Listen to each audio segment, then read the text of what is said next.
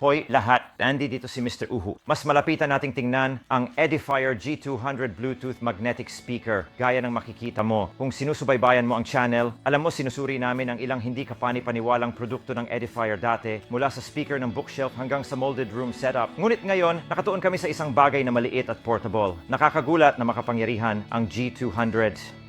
At doon lang ito. Ngayon, maaaring mukhang maliit ang maliit na speaker na ito, ngunit puno ito ng mga feature na ginagawang perpekto kahit saan on the go.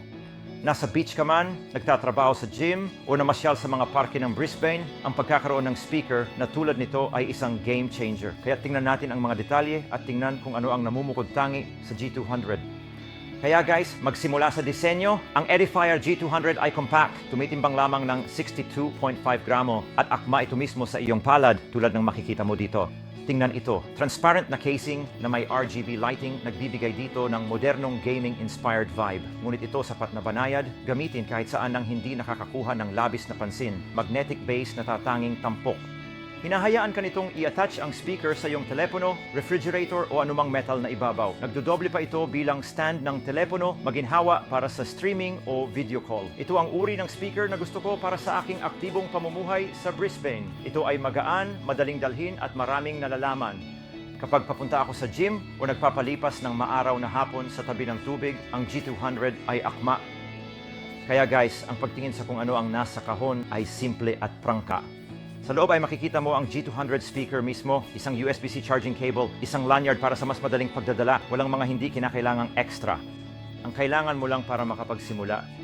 Ngayon pag-usapan natin ang tunog. Maliit ang G200, ngunit nilagyan ito ng 40mm high-sensitive driver na naghahatid ng malinaw at presko na audio. Humanga ako sa kung gaano kapuno at kainit ang tunog para sa isang speaker na kasing laki nito. Hindi nito mayayanig ang mga pader gamit ang bass, ngunit para sa kaswal na pakikinig, ito ay hindi kapani-paniwala. I-magnet mo sa telepono. Halimbawa, nandito lang ang speaker. Narito ang aking iPhone. Ilagay ito doon at tingnan yon. Umupo din ito doon. Kaya maaari itong umupo bilang stand ngayon mahusay. Pindutin ng matagal ang button at magkapares ito. Pupunta ka sa iyong telepono, ipares mo rin ito at simulan ang pagpapatugtog ng iyong musika. Bibigyan kita ng halimbawa ngayon kung paano ito gumagana. Tumayo ka na? Makinig ka dyan? Itataas ko ito. Pakinggan mo yan.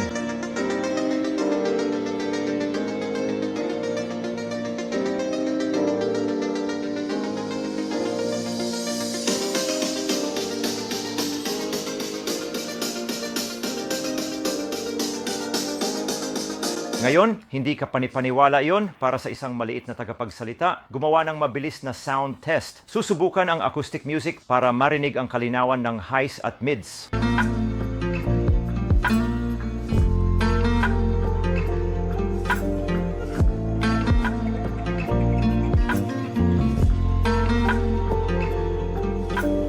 Kunin ang crispness ng gitara at vocals. Matalas at malinis ng hindi masyadong malupit. Lumipat sa isang bagay na may mas maraming bass. Gaya ng nakikita mo, kahit na hindi ito umabot sa mga malalim na romping low na iyong inaasahan mula sa isang mas malaking speaker, naghahatid pa rin ng solidong suntok para sa laking ito.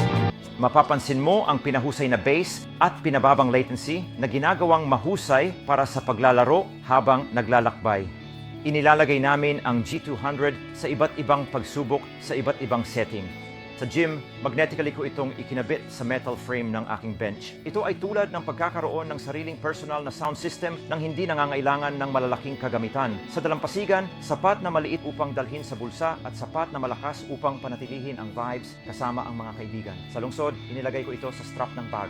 Ito ay magaan at hindi nakakasagabal, perpekto para sa isang aktibong pamumuhay. Guys, ang 7 oras buhay baterya ay malaking plus. Maaari mo itong singilin sa alinman sa session. At kung naubusan ka ng baterya, maaari mo i-charge habang ginagamit. Super maginhawa kung meron kang power bank na madaling gamitin.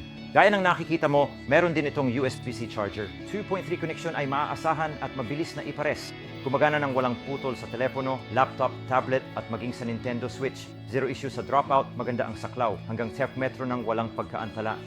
Bale, nagpunta ako ng Tonometro, hindi ako nakarating doon. Sa totoo lang, ayos lang. Paglipat ng mode ay simple. May music mode para sa balancing EQ at gaming mode para sa pinahusay na bass at mababang latency. At kung hindi ka bagay sa RGB lights, maaari mong i-off ang mga ito sa isang mabilis na pag-tap. Kaya sulit ba ang Edifier G200? Talagang Para sa maliit at abot-kayang speaker, naghahatid ito ng solidong performance, mahusay na kalidad ng tunog at walang kaparis na portability. Naglalaro ka man, nag-stream, nagre-relax, ang G200 ay kamanghamanghang kasama. Bago ako magtapos, kung nag-i-enjoy kayo sa review, huwag kalimutang i-like ang video, mag-subscribe sa channel at i-click ang notification bell para manatiling up-to-date. Mayroon din kaming sistema ng Wi-Fi ng Edifier speaker kung saan isi-set up namin ang lahat ng mga speaker ng Edifier Wi-Fi sa buong bahay na magandang tingnan. At tingnan din ang aming mga giveaways. Anyway, salamat sa pagsama sa amin dito sa Mr. Uhu.